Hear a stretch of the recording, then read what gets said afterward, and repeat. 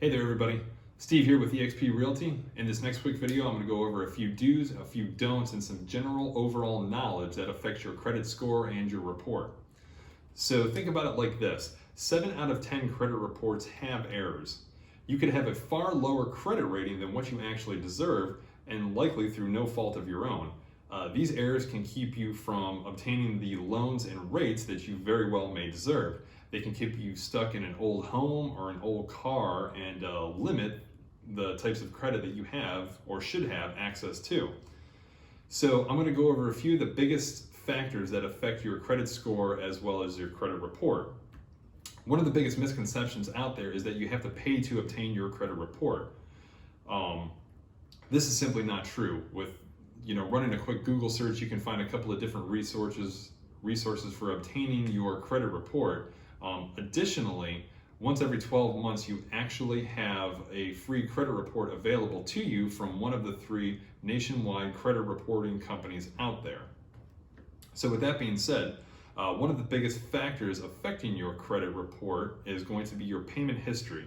Now this refers to how often you make your payments and any late payments that you may have as well. This accounts for about 35% of your overall score.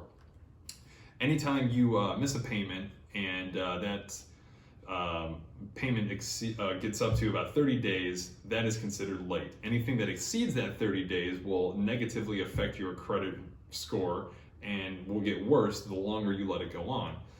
Once it hits about 150 days, what then happens is it will be sent over to a collections agency. And these are the people that are going to be calling you, night and day, weekends, hounding you, even threatening and harassing you at sometimes to, make your payment.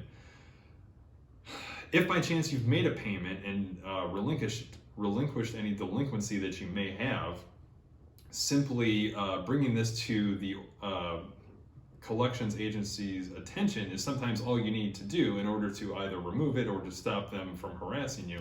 A lot of the information doesn't carry over as well as it should, and again, simply just reading up on your credit report and making sure everything is aligned is, one of the biggest things that you can do to positively affect that. Additionally, if you do still have a balance that has been sent over to a collections, because a lot of these third-party organizations will buy these accounts from lenders for pennies on the dollar, you can sometimes settle for far less than what you actually owe. So for example, if you owed a debt of $5,000 and this organization bought it for say $1,000, you can maybe settle for roughly $2,000. This would cover the money that they spent to buy it, as well as put some money back in their pocket, and again, works for you because you're settling for far less than what you actually owe. In regards to any foreclosures or bankruptcies, now these can stay on your credit report for up to 7 to 10 years and sometimes are the most difficult to get taken off as well. With that being said, if they have went on your credit report for longer than 7 to 10 years, you may actually be able to dispute them and remove them. Additionally, if you have a foreclosure through a lender that's no longer in service, you may be able to dispute that as well. The next biggest thing that's going to affect your overall credit score is your card utilization. Now, this is around 30% of your score and takes into consideration how much available credit you have versus how much available credit that you're using. So to give you an example, you always want to keep it at about 30%. So if you have a $10,000 credit limit, you should really only be utilizing between $1,000 and $3,000 of that available credit. Additionally, if you want to try to boost your credit and obtain a little bit more than what you currently have, as long as you are following a financial pattern of spending and paying off your balance, sometimes this is where maybe opening another card or another line of credit will come in handy to you. The next biggest thing that's going to affect your credit score is your average age of credit accounts. Now, the older your accounts are, the better. This shows a long-term history of financial responsibility. So essentially, anything that's over 10 years is considered excellent. So if you still have maybe one of the first few credit cards that you had signed up for or were able to obtain and you still have it active, don't close it out, as that may actually negatively affect your credit score. Throw it in a drawer, keep it out of sight, out of mind. Again, it's only going to look better for you. The next factor is going to be account types. A few revolving accounts such as credit cards, as well as installment accounts such as like a car payment or a home loan. This shows lenders that you are responsible for managing multiple types of debt, okay?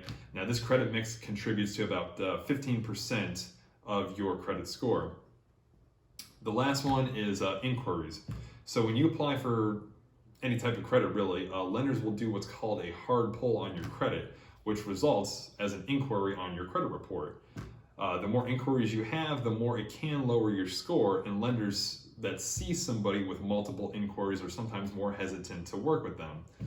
So there you go. Those are some of the biggest factors that contribute to your credit score. Credit repair is disputing mostly inaccuracies and errors that are on your credit report. The Fair Credit Reporting Act gives us the right to do so. The credit bureaus have about 30 days to prove that their information is accurate. Otherwise, if they can't prove it, they must remove it. A lot of the times, credit repair isn't all that difficult. It's just a matter of auditing your report, finding the evidence of errors, disputing mistakes, and a constant follow-up. Much like any household repair job, it sometimes is a bit more time-consuming or involved than really in the hustle and bustle of everything we have time to dedicate to. This is where calling in a professional or seeking the help of a professional, may be of benefit to you. I'm happy to announce that I have worked with one of the local credit repair bureaus here in the area, Credit Masters Now, and they do a great job. They've actually helped a couple of my personal friends build up their credit and get on their way to a higher purchasing power.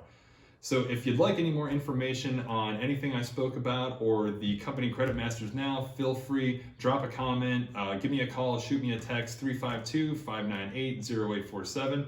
Until next time, we'll see you guys in the next one.